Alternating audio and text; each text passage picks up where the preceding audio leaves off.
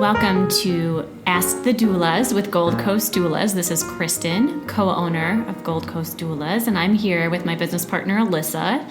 And we chatted a while ago about sleep, and we are coming back to some of the top misconceptions related to sleep, training babies as well as young children. Mm-hmm. I get a lot of people asking questions just because there are so many misconceptions about what a sleep trainer does. So I listed a few of the most common. Okay. And I figured I'd kind of run through those. Great. So the first one is that we let babies cry for hours. So everyone has heard of cry it out. Yes, and that is not something I do. Out. Yeah. So I would tell parents that if a sleep consultant is telling you to let your baby cry for hours, please don't listen to them. I don't think we should ever let our children cry for hours. This is not healthy for anybody, and it's just going to make baby and parents both miserable. But babies do cry, so there's no way to not have a baby cry. Day and night, they're going to cry. That's their only form of communication. But not all cries mean distress. So they cry when they're hungry. They cry when they're tired. They cry when they're sad, angry, hot, cold, bored. So it's up to the parents to learn to distinguish those cries. And that means paying attention to what's happening. So for instance, if there's a loud noise outside, the phone rings, a dog barks, maybe the sun shines in their eyes through the window, or they yawn and then start crying. If you're paying attention to what was happening to them around when they started crying, you'll begin to understand why they're crying and what that cry means. So you can't assume that all cries mean the same thing. And I run across that with parents. She cried, so she's hungry. Or, oh, she cried, so she's tired. And that would be like if you stood up and stubbed your toe and I offered you a sandwich. That I'm not listening to what your cry means. Sure. And I'm not listening to you, and therefore you can't trust me that I'm actually paying attention to what you're telling me. And actually, I talk about this a lot in my newborn survival class, that we need to listen and pay attention to our children, no matter how young. Because when we respond accordingly, we begin to build that trust.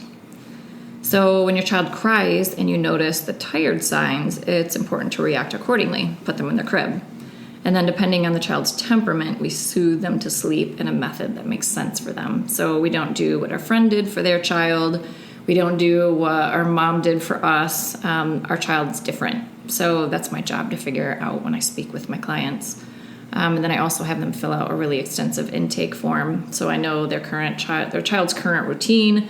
I figure out the parents' parenting methods and the temperament of the child. And then depending on what the parents have tried already, I ask about their successes and failures and what their goals are. We come up with a plan that's specific for them. And then I assure them, nothing ever includes hours of crying. No parent ever asks for that. But again, depending on the temperament of the child. And sometimes it has to do with how many other kids are in the home, or does mom have to go back to work in a week? She might want a really fast method, and that might be like what I call controlled crying, where we're going to say, if you're comfortable with 10 minutes at a time, we're going to let baby cry for 10 minutes at a time before we go in and intervene and try to self-soothe or try to help them soothe. So again, it's up to their parenting method, and are they in a rush, or do they have a month to give it? That makes sense. So I've also heard that, I'm not going to be able to bond with my baby anymore if they can put themselves to sleep. So many parents think that, I don't know why they forget that you can bond during the daytime too, but they're used to their baby falling asleep in their arms while rocking or breastfeeding, and then now they fall asleep on their own. So I tell them to focus on bonding during the day. So especially if a mother is breastfeeding, that's the ultimate bonding experience, and still how it happens several times throughout the day. And then once baby's on a good nap routine, it actually helps you bond better, because when baby's awake, they're more alert and happy. And some babies are so exhausted that all they do is cry and fuss. So it's nearly impossible to bond with a baby. That's when parents tell me, oh, my baby's colicky. Right. And oftentimes I can tell just from the intake form alone, they're not colicky, they're overly tired. And those babies just cry and cry and cry all day long. So when babies do cry and fuss all the time from overtiredness, cumulatively, this creates a lot more crying than any sleep training does. So this overly tired baby's crying all day. A little bit of crying at night for sleep training eliminates it all. So I had a client once that her baby began to sleep in the crib all alone. And then she called me after like the 5th or 6th day and was really sad because she missed having her baby in her bed. Oh. So, it's not my job to tell her she can't have her baby go in bed. I'm not going to judge her for feeling sad, of course. She's used to having this bonding time with her baby in bed. Sure. So I told her the decision was hers, and she and her husband were now getting a full night's rest. Daughter was sleeping soundly all night with no tears, but mom was feeling sad. So I told her if she wanted her daughter back in bed with her, by all means she can do that. But she right away said, no way, I can't go back to the old way. She knew she'd be back at square one. She was exhausted and angry, not able to function well at work, and really short with her husband. So I suggested to make the weekends her bedtime snuggle time in the morning, right? Like, who doesn't love a Saturday or Sunday morning, just bedtime snuggle? Mm-hmm. So on days they didn't have to get up for work or send her to daycare, they brought their daughter into bed with them, and she got to wake up and snuggle under the covers with them for an hour before they get up, and she could breastfeed. And it was this good balance where she felt like she could still have the whole weekend to bond with baby and get a full night's rest. Excellent. Another one is that I've heard that, your baby's going to feel abandoned. So I agree. If you're leaving your baby in a locked room inside a crib for hours with no intervention, they're going to feel abandoned. Right.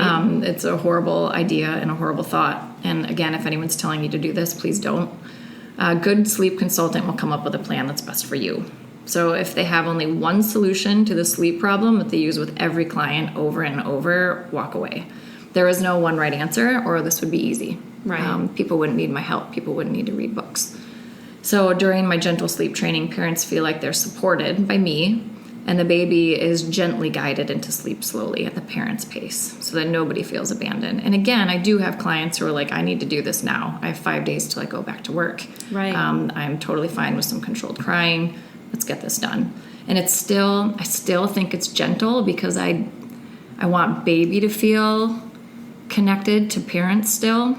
Right. And I don't want the parents to feel like they're abandoning their child. So even with a little bit of crying, you can still make it gentle. For breastfeeding, I hear all the time my milk supply is going to dry up. And everyone is different. So again, when I have clients fill out my intake form, I find out if there are any breastfeeding issues. Feeding is a huge part of the sleep consults. If baby isn't gaining, I wouldn't even suggest sleep training. Makes sense. I would suggest a lactation consultant visit. And there's no way a baby can sleep longer stretches if their belly isn't full. It's impossible. Right. And if there's low milk supply, we can work with that.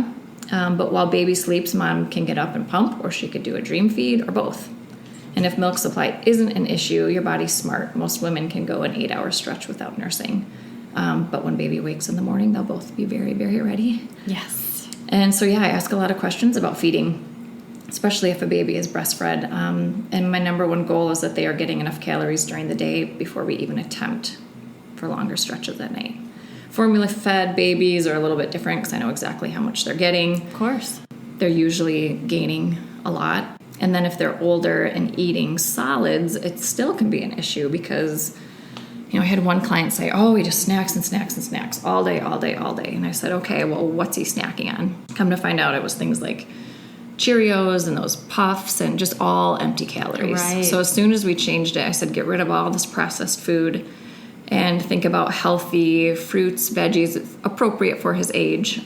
Sure. And adding some protein. That's all I needed.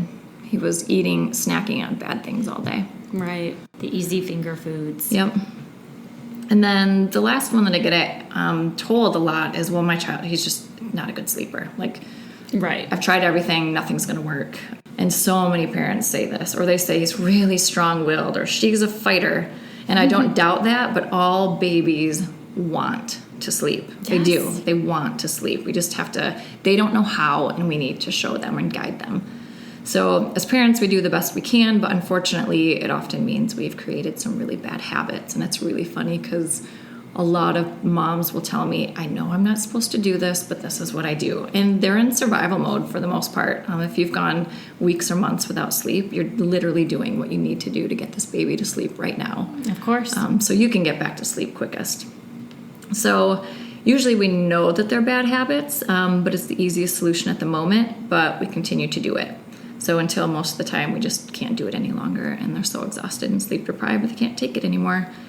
So the best sleep plan is mutually agreeable between parent and child. And if we're trying to force the child to do something that is against what their internal clock is saying, then yes, they will fight. If we try to get them to nap when they're not tired, we will think they're strong-willed.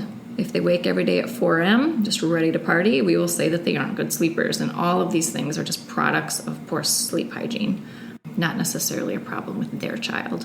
Right. So a lot of the times it's a lot of educating on sleep. I give them a very extensive plan, and a lot of the plan is just understanding sleep, how it works, and what, based on their baby's age, developmentally is going on. Sure. What about those parents that say their child doesn't fall asleep unless they're driving around the neighborhood in the car? It's a sleep association. Right. And after a certain age, it's not even a healthy way to sleep. Right. They're not getting into the deep restful sleep, and it's not restorative. It'd be like this constant REM sleep where Exactly. you're not getting any restorative sleep. So, and catnapping is a really common habit Sure. that little kids get into and babies get into. But yeah, again, they're not getting restorative sleep. So it's teaching them about naps and how to allow their baby to soothe themselves to sleep. And it's figuring out it can't be the same for every baby. Some babies love to suck. And I mean, every baby does, because they suck on bottles and boobs and whatever, pacifiers. But some, really love to suck. And that's their soothing mechanism. And the second they find a hand, sleep is like, it's a dream. And they probably did that in the womb as well. Yes, many babies do. Mm-hmm. Yeah, you'll see ultrasound pictures with little thumbs in their mouth. Yeah, Totally. Some like to be so the ones who say they need to be driven around, they might have an association with swinging or movement.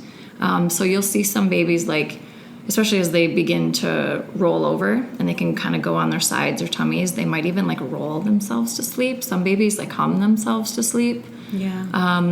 And some, this one scares parents, if they bump their heads against, or they might even take a foot or a hand and just bang, bang, bang, bang, bang on the crib, but it's soothing for them. I've seen babies do that, yeah. Yeah, so it's letting parents know that they are soothing themselves to sleep. Don't be alarmed. If they're banging their heads so hard that they're getting bruised and stuff.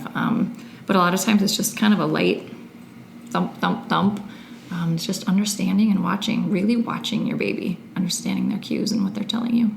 It's fascinating. It's really important. Thanks for sharing the misconceptions with us. If anyone has any other questions for me and wants to reach out, there is some info on our website. We've got some other podcasts and blogs about sleep, and our website's goldcoastdoulas.com. Thanks for listening to Ask the Doulas with Gold Coast Doulas. These moments are golden.